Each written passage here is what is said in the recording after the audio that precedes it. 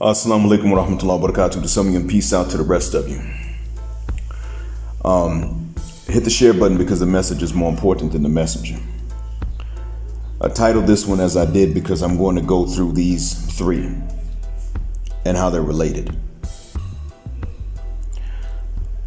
Now, I will admit that some of these, some ideas that I previously had, I regained after forgetting them because of the debate going on between Sergeant Willie Pete and BGS Ibmore. But I'm not going to weigh in on it right now that much because, well, frankly, I think BGS has been able to hold his own when it comes down to history. And I understand Sergeant Willie Pete is in fact, he's either agnostic or atheist. I think atheist, and so we're not going to agree. But BGS has taught me or reminded me of something I knew but I forgot. And fortunately I never forgot it when it was really important, when it was most important to remember it. And that is that when you are a history teacher, you don't stop learning history. And therefore, you don't assume that you know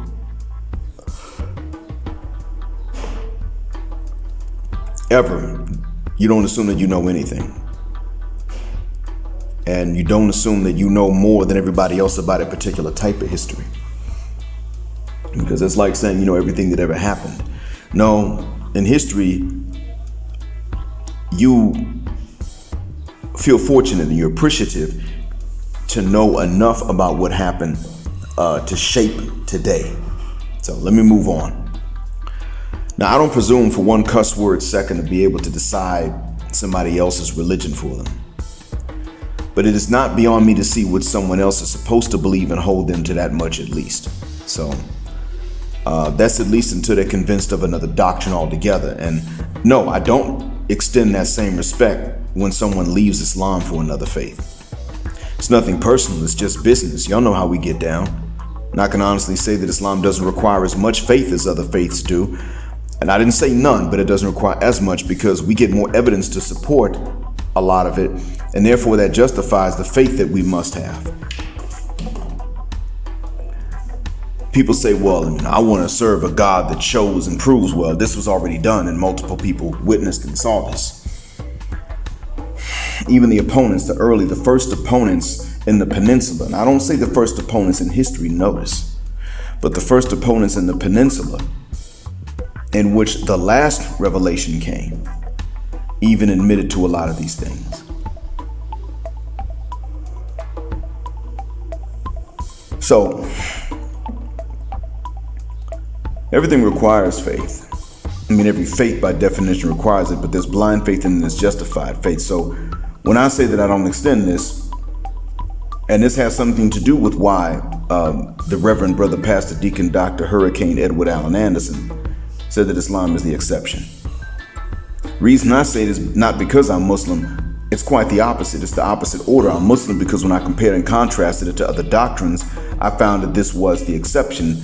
The faith required was already justified. Whereas the faith required, especially between the Old and New Testaments, required that you simply believe in things that were mutually exclusive. So that being said, I'm preaching to anyone of any faith that preaches not only misandry, but also preaches holding men accountable for things we don't control, or preaches that we exonerate women for what they actually did, or even deflects, and does so from behind a pulpit in a synagogue or church. Now understand this. I'm preaching to anyone of any faith who preaches not only misandry, not preaching to anyone of any faith of which the doctrine includes misandry, because I don't find that these faiths include misandry, the ones of which I know. I am saying to you, whether you are doing so from behind a pulpit in a synagogue or a mosque or a minbar, which is pretty much a pulpit in a masjid, I'm going to stand against you. In another society in which misandry isn't an issue, and men are chauvinists, if that's even true, I fuck the shuck up in the event that I don't know that particular society like I did when I came here. I let the locals tell me what they wanted me to know, and I let my eyes and ears tell me more and confirm or disprove later on what they said when I got here. Anyone would. But until that later, you can tell me what it is. In the society in which I now live and the one in which my bald-headed behind grew up, I can tell you misandry is the issue and not misogyny or chauvinism. For this reason alone, there's no reason that a man has in the USA to stand behind any podium of any religious affiliation and tell the men to change a further-mucking thing that doesn't involve being harder on the women who haven't proven themselves to us, women whom we don't know, and or women that are shown they don't think we're even their equals. Now see, I'm not here just to talk about sexual access. I'm actually here talking about family. Bear with me. On Facebook, I've seen the same Muslim post underneath anything that men say about what we don't tolerate anymore from some misandrous witches, and I mean literally practitioners of witchcraft who also have misandry and misandrous tendencies, or just outright misandry, as I stated. And the thing is, this Muslim always posted something about men's need to change. Now, I'm going to say to this man, sir, when you're on others, when you're in groups and when you're on underneath others' comment sections, I leave it up to them. But on my page, don't do that anymore. To his credit, he hasn't done it in probably almost a week, as far as I can remember. Now, granted, I agree that we men must change to be more chaste, and for both temporal reasons and spiritual reasons, but I don't agree that we should bring this up every time someone tells other men what not to accept anymore, as if to deflect. Granted, you can say the right thing for the wrong reasons, and I'm seeing this from many, including from him. Rather, I saw, he may have stopped. We see misandrists do this all the time. White women do this too. What about you, men? You need to be better and earn more and build more. You see where this is going. So with regards to us both telling men to be more chaste, but the different reasons we have, I'll tell you the way I propose. That is that we encourage, at least for Muslims, practicing Christians, and serious Jews and or Hebrew Israelites among us, marriage for both young women and young men, and that means that many dads are going to have to either throw out of their materialism, throw out of their heads this materialism on behalf of their daughters, our daughters, or let our daughters decide their own levels of materialism. I mean, this goes for me too. If someone believes in fornication as a norm and that it's not some sort of moral quandary, there are by definitional contradictions in the minds of that person preaching that men should wait until their 30s or 40s to get married. But that's for those who don't see fornication as a moral issue, as I stated. But let's take a look at those of us that believe in marriage before sex, but you know biology. If you're practicing either of these three faiths I named, or another belief similar and it's against fornication, then you got no business preaching that either gender should delay marriage for the absence of the same things that the Creator himself created to be rare and fleeting and unavailable to most of his creation. Most of us in this red pill space have already said, let's stop telling these women to delay marriage until they're old. We've agreed on that. We're sick of them saying, well, I'm going to wait till I'm old, ran through and career trained and not listen to anybody to decide I'm going to settle. Okay, let's. Thing is, women do not mature faster or younger than men. Not at all. So the women can decide if they want older men or not. It's up to them, but we need to be honest about what the cuss word that is. She wants more resources, and she's willing to sacrifice youth for his resources because he's had more time to save. She needs to be honest about that with herself, and with us, we can turn and be honest about that with the men.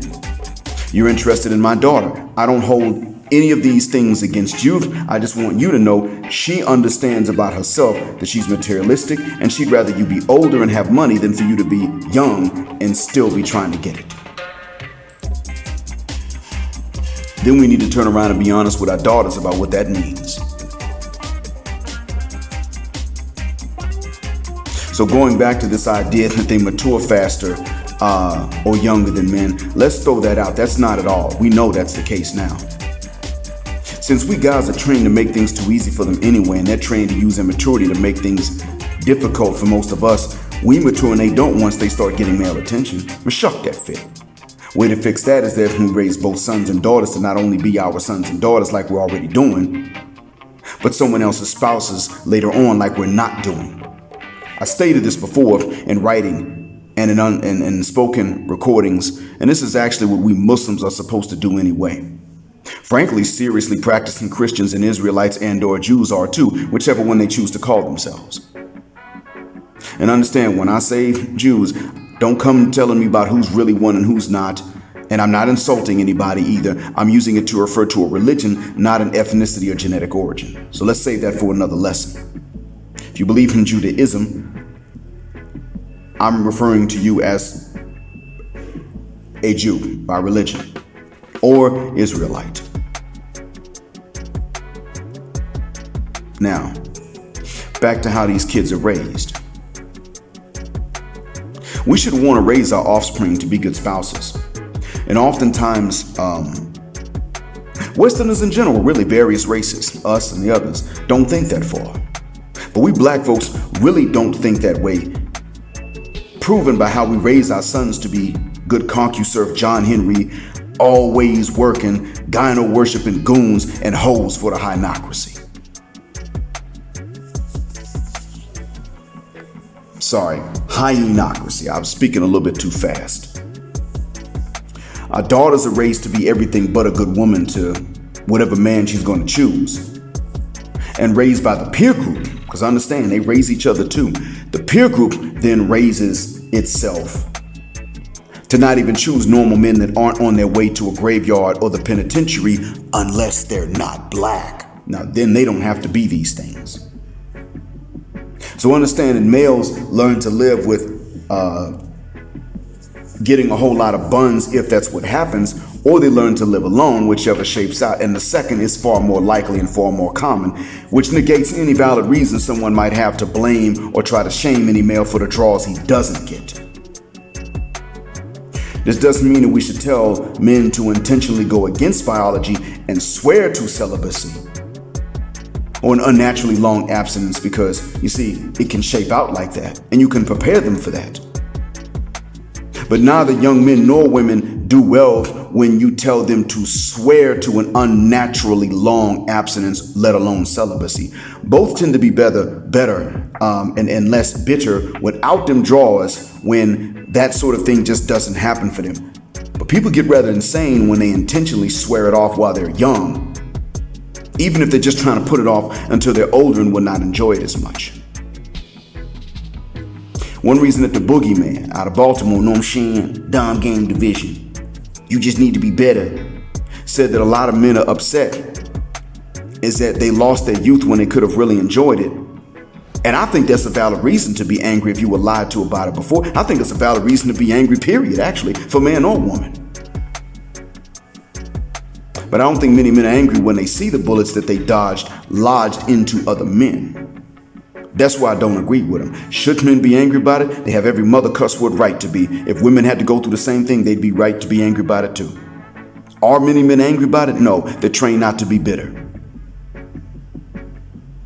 So these folks preaching that the young should wait until they're no longer young to marry, either gender, should never be religiously inclined, let alone be religious figures themselves, preaching any doctrine like that. If you're Muslim, you really shouldn't. Well, because we have a set of instructions that state otherwise. And that's a slippery slope to immorality and to disbelief altogether. Because even if you don't become a disbeliever preaching that, others eventually probably would.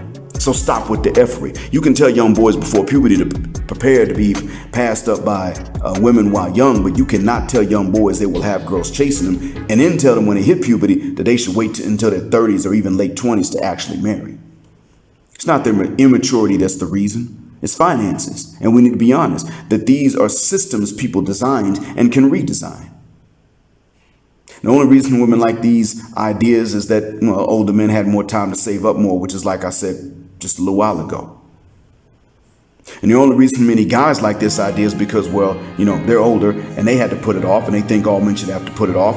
Or they got lady relatives they think are too good to ever have to go through a slide in living standards, let alone poverty. And granted, I know that's hard. I know it's hard on women, because it's a little bit less hard, but still hard on men. However, when I say that men are too easy, I don't only men, and I'm not only talking about how we try to impress the ones we choose, but it's also in our hopes and in what we teach our daughters and nieces because we love them. We teach them that no man should come to them unless, and then we fill in the blank after that with financial criteria that not only young men can almost never meet, but that we think young guys that age should not be able to meet. All because we think she's too good to ever have to drive a up-fuck bucket for transportation and live in the same environments in which we tell men they must live in order to become men, and then base that sentence on nothing other than the nastiness of the living circumstances for which we think that a woman is too good to ever experience, even temporarily, because we love her. You'll hear some of us tell our sons they ain't men till they living in a one-bedroom studio eating beans trying to get by. Turn around and tell his sister that she should never have to live like this. And then we wonder why it is that neither one can respect the other. Yeah, we're going to have to learn to love even our daughters enough to be not only as soft on them as they need, but as tough as they need. It goes for me too. Trust me, uncles and dads, it's far worse for her to be allowed to choose the same dude every other chick wants than it is for her to be with a man that just doesn't have it all right now because he's young. Unless she knows about herself that she's too materialistic and too shallow, and if she is honest with herself about that, it's actually fine. Then she needs to be honest with you, and then you go and you look for someone that's up there in age, has it all together, and you let her know now. He has options. You're one of multiples. Get ready for polygyny. And don't say a mumbling word about it unless you can prove that you are being treated unfairly compared to the other ones. We got to start telling these ladies that just as they can't achieve perfection themselves, we need to tell our daughters that just like they can't achieve perfection themselves, Allah likewise does not allow any man to become perfect like she would want. And He does not allow either woman or man to become all that the other would want, or even to just become nothing that the other doesn't want at all. Every last one of us is going to not be something the other wants and be something the other does not want. It goes for all. We just tend to forget to tell this to the daughters and nieces and granddaughters. He's promised to test everyone with ease and hardship alike, and He keeps His promises more faithfully than any of His creation does. So we need to start telling these things to little girls of our own bloodlines, whom we love, if we really love them enough. This goes for other groups of people in the West too, but I'm addressing us because this is necessary for us to form, let alone keep the black families we say we want. And even then, I'm talking about the little ones now. As for the current day adolescent girls and ladies older than them in the West, I've already told you there's nothing we can do to save them. We got a better chance of them saving themselves if we leave them than we do of doing anything that's going to save them. However, again, coming back to the ones that are still little girls, maybe they can benefit and not go down the same path if we tell them now at their tender ages exactly what their mothers don't want us to tell them, just as I've already said to tell these young boys exactly what their moms don't want us to tell them. Thanks for listening again, Black Heart, Black Mind, Blackout. And this has been another explanation as to why I always end by saying black heterosexual, non-select male power just because I don't like it, and black patriarchy till extinction or judgment day.